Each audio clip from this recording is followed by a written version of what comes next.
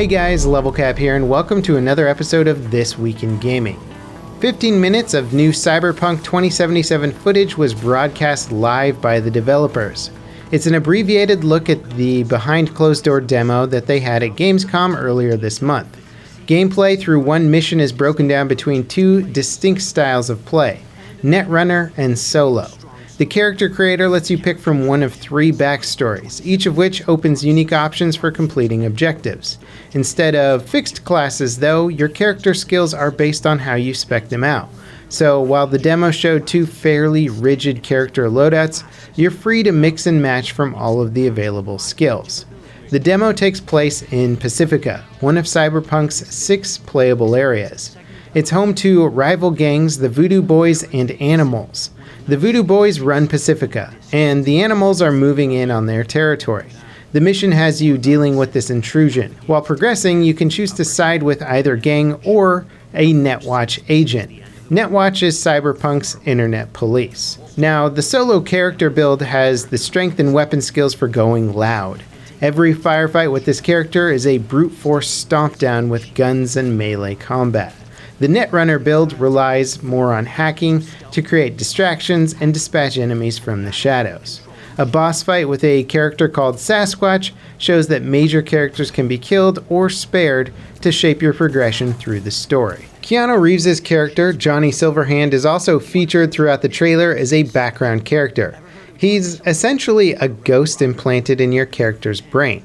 Like all the other NPCs in Cyberpunk, he's got his own agenda that you can choose to follow or go against. I'll leave a link to the full video in the description. Be sure to check it out. The devs also did an extended Q&A following the gameplay reveal that answers a lot of questions about the game's story and world. Cyberpunk 2077 releases on April 16th, 2020. Battlefield 5 players were stunned to find out vehicles from the original Chapter 4 roadmap were never in the works. DICE community managers confirmed the devs had no knowledge of the new vehicles advertised on the roadmap.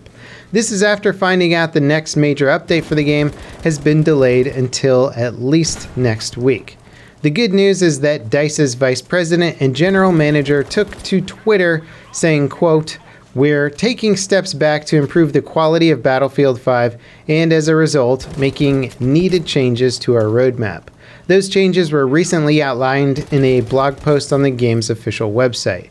DICE have been relatively open about their failures, but until now, they hadn't really acknowledged a change was needed internally to fix Battlefield 5's numerous issues and lack of content.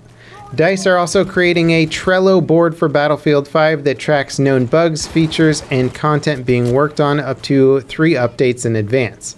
It should give us more detailed look at what each update will offer and the status of bugs as development continues."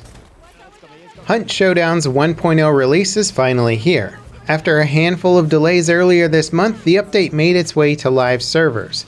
It's been in testing on the game's test servers for some time now, but it's a wildly overhauled experience compared to the previous live build. If you haven't played on the test server, expect an updated lobby system, new perks, new in-game UI, and much more. I put out a video with Fly Daily operator Drewski and myself playing the update together, so be sure to check that out for some good times and lols. Hunt is easily one of the most atmospheric and interesting shooters out there, and it's worth checking out.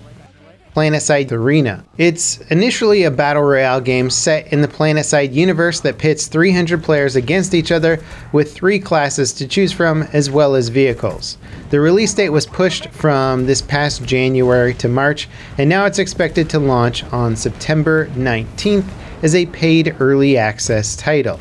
At launch, Arena will include a 12-man squad mode, 3-man team mode, and 3 classes as mentioned earlier. The roadmap shows future updates will include new weapons, modes, progression system, and console launches. The announcement was met with harsh criticism on social media. Many gamers feel PlanetSide's developers, Daybreak Games, cashed in on H1Z1's short-term success and failed to build that game into a well-rounded experience. Only time will tell with Arena. A closed beta test of the game back in January left me with a lot of mixed feelings. If you'd like to see my full review of it, check the link in the video description.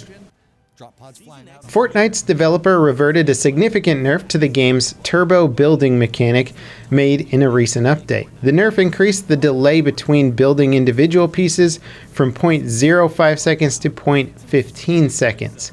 While the change doesn't sound all that major on paper, it essentially broke the muscle memory players have built up since the game's launch. The nerf was reverted after an outcry from many players hit social media.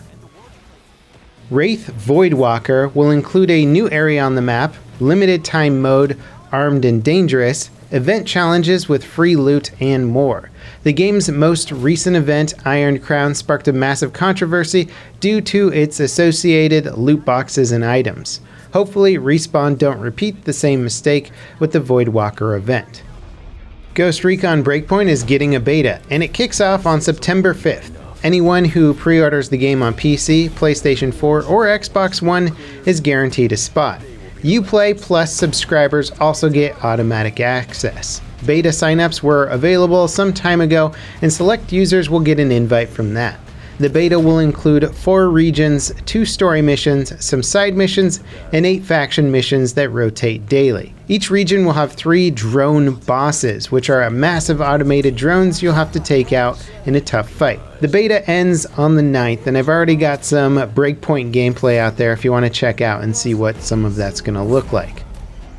Control's RTX features are shaping up to be a landmark achievement for the emerging tech. With RTX off, the game looks pretty stunning, but once enabled, it's hard to imagine turning it off again. Unlike most games that only make use of 1 or 2 RTX features, Control is using ray tracing for reflections, indirect lighting, contact shadows, and even debris. That said, these RTX features come at a predictably high cost. At pretty much every resolution, you can expect performance to be cut nearly in half with RTX enabled. You also need an RTX compatible GPU from NVIDIA. Overall, it's a bold look at the potential of RTX. A new Resident Evil game will be revealed this September. Its current title is Project Resistance, and it looks like a 4-player co-op game set in the Resident Evil universe.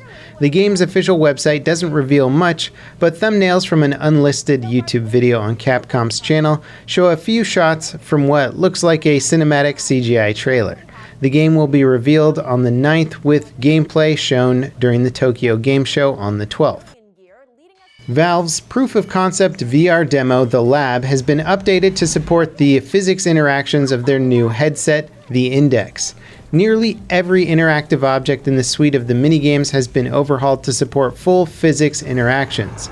So if you push a bunch of stuff on a table, it'll all move realistically. Performance fixes have also enabled 144Hz support. Destiny 2's new season of content looks like it'll include a battle pass. 4 seasons are planned for year 3 of Destiny 2's post-launch content.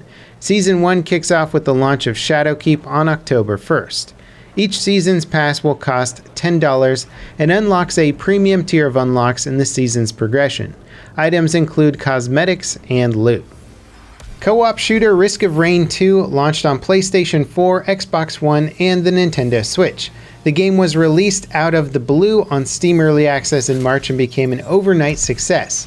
It's a follow-up to the original 2D side-scrolling game, but is a total 3D overhaul. While its early access period is expected to last well into next year, it's already a pretty fleshed-out game with a ton of replayability. Updates should roll out across all versions at pretty much the same time, barring technical issues. Metro Exodus caused a huge wave of controversy when it was announced as an Epic Game Store exclusive, despite being available for pre-order on Steam for several months. Despite the backlash received, the parent company of the game's publisher is open to doing more Epic Store exclusives in the future. While many people take issue with Epic's exclusivity deals, the main issue in Metro's case was being delisted from Steam so close to launch. Without a doubt, Epic is offering very lucrative deals for these exclusivity contracts with these games, and so it's probably a decent deal for most developers to take in the first place. That wraps it up for today's episode of This Week in Gaming. Let me know down in the comments what story you thought was the most interesting, or if there was something else that we might have missed. As always, I'll catch you next time. This is LevelCap, signing off.